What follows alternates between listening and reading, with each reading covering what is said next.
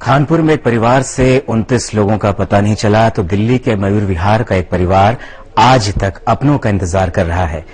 यहां भी जिंदगी मातम के साए में जर्रा जर्रा बिखर रही है क्योंकि अब ना कोई उम्मीद है और ना आगे का सहारा।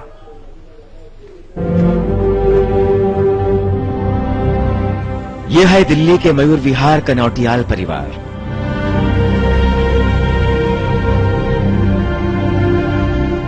यहां पसरा सन्नाटा गवाही देता है कि दर्द का सैलाब गुजरा है यहां से। इस परिवार के 5 लोग उत्तराखंड त्रासदी का शिकार हुए।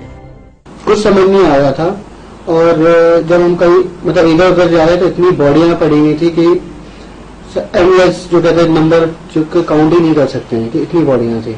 आज भी मैं सोचता हूँ तो बड़ा डिफिकल्ट होता है। अगर आज भी यहाँ पर क्लाउड बोलकर बारिश हुई है तो उसमें भी लगता है कि पता नहीं यहाँ पे भी कुछ ऐसा फ्लड ना आ जाए। 7 महीने बाद भी किसी की खबर नहीं। अपनों की तलाश में दर दर भटक चुके लोगों के पास सिर्फ इंतजार के अलावा कुछ और जरिया भी नहीं। हर उस परिवार की यही त्रासदी है जहां उम्मीदों की रोशनी नजर नहीं आती और परिवार के सामने स्याह अंधेरा है। न रातों को नींद है और न दिन में चैन। एक्चुअली हम होपलेस ही थे स्टार्टिंग से, क्योंकि हम सारा वो चीज देख करके आए थे तो हमको कुछ भी होप नहीं था कि कोई एक भी सरवाइव कर सकता है। बिकॉज हमने भी सरवाइव किया, वो भी कुछ नहीं कह सकते किस तरीके से हमने सरवाइव किया। बाकियों का हम लोग पहले से होपलेस थे कि कुछ नहीं है। अपनों की खबर सिर्फ वहां तक ही मिली थी कि आखिरी बार उन्हें किस जगह देखा गया था या फिर किसी जगह आखिरी बार बात हुई थी। उसके बाद की खामोशी अब मातम में तब्दील हो चुकी है। नेचर ने तो एक दिन का किया जो भी था डिजास्टर, नेचर का जो बट जो रेस्ट ऑफ डेज थे जितने थे उसमें अगर गवर्नमेंट कुछ कर लेती तो आई थिंक काफी, मेरे ब्रदर ही नहीं काफी ऐसे लोग थे जो मेरे सामने थर्सडे तक जब मैं एयरलिफ्ट हुआ उस दिन तक मैंने कई लोगों को धीरे धीरे तड़प तड़प के, कोई रोडों में मर रहा है, कोई कहीं मरा हुआ है, कोई किसी के अंदर जान ही नहीं है क्योंकि खाना नहीं खाया। एंड कईयों की ऐसी थी, कईयों की हमारी नहीं, कईयों की फैमिली भी उन्होंने खोया तो उनके अंदर भी वही होता है कि इमोशनली भी इंसान के अंदर एनर्जी नहीं रहती।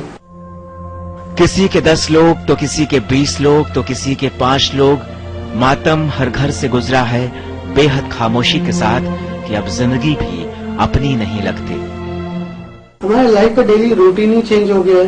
पहले कुछ और रूटीन होती थी, पहले हम बहुत बिजी रहते थे, टाइम का पता नहीं चलता था कि कैसे आज के डेट में हमें एंटरटेनमेंट ढूंढना पड़ता है कि अपना टाइम कैसे पास करें। अपना एजुकेशन अब अपने चाइल्ड पे देना है क्योंकि वो बहुत घर में अकेली फील करेगी, क्योंकि वो 2 और बच्चों के साथ जो उनके एल्डर्स थे उनके साथ ही पली बड़ी है तो उसको वही हैबिट है।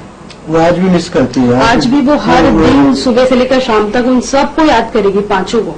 कोई एक नहीं कि वो जिससे ज्यादा क्लोज थी। मेरे नेफ्यू से बहुत क्लोज थी वो दोनों, हर कोई उसको इन दोनों को देखकर कहते थे कि ये ट्विंस हैं। तकलीफों की तादाद बेइंतहा है। परिवार के 5 लोग सैलाब में बह गए और अब भरे पूरे परिवार में बस ये लोग ही बचे हैं। अपनों के इंतजार में आंखें पथरा गई, चेहरा शून्य हो चुका है, लेकिन अब भी भीतर से दिल कहता है कि शायद वो लोग लौट आएंगे। ये मौत का मजाक है या फिर जिंदगी का, शब्द इसे महसूस नहीं कर सकते और वक्त के साथ सब्र जवाब देता जा रहा है। हर उस घर से सिसकियों की आवाज सुनाई पड़ती है जहां अपनों के इंतजार में लोग मर मर कर जी रहे हैं।